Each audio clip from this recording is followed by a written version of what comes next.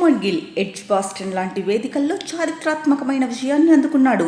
దిగ్గజాలకు కూడా సాధ్యం కాని ఈ విజయాన్ని తాను కెప్టెన్సీ చేస్తున్న రెండవ మ్యాచ్లోనే అందుకున్నాడు. దీంతో గిల్ పేరు ఒక్కసారిగా మారుమోగుతోంది. కానీ గిల్ చేసిన ఒక పని వల్ల బీసీసీఐకి కోట్లలో నష్టం రాబోతోందేమో అంటున్నారు. బర్మింగ్హామ్ లో రెండవ టెస్ట్ ఆడుతుండగా రెండవ ఇన్నింగ్స్ ను డిక్లేర్ చేస్తున్నప్పుడు గిల్ బ్లాక్ కలర్ టీషర్ట్ వేసుకున్నాడు.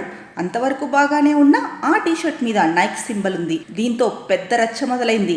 ఎందుకంటే ప్రస్తుతం టీమిండియా అఫీషియల్ స్పాన్సర్ గా ఆడిడాస్ ఉంది. ఈ కాంట్రాక్ట్ మరో 3 ఏళ్లు ఉండబోతోంది. అంటే 2023 నుంచి 2028 మార్చ్ వరకు టీమిండియా మ్యాచ్ ఆడుతున్నప్పుడు ఆ జెర్సీనే వాడాలి. అందుకు గాను ఆడిడాస్ బీసీసీఐతో 250 కోట్ల రూపాయలతో డీల్ కుదుర్చుకుంది. కానీ గిల్ నైక్ టీషర్ట్ తో కనిపించడంతో ఇప్పుడు వాళ్ళు బీసీసీఐ డీల్ క్యాన్సిల్ చేసే అవకాశం ఉంది.